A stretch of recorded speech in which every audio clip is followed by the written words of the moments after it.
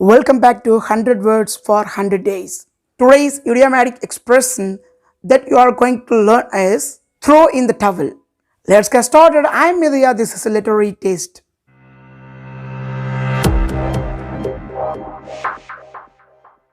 What is meant by throw in the towel? As usual, I'm going to show you an example. I want to listen to it and guess the meaning.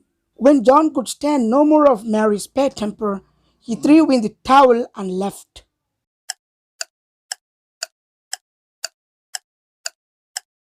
I hope you have guessed it. Throw in the towel means something you have to accept your failure or defeat. You can't achieve your goal, you just give up that. ஒரு வேளையை தொடர்ச்சியாக செய்ய முடியலனா அதை இடையில் விட்டு விடுவது. For example, she was ready to throw in the towel, but remembered her goal and kept going. Even though learning English may be difficult at times, never throw in the towel.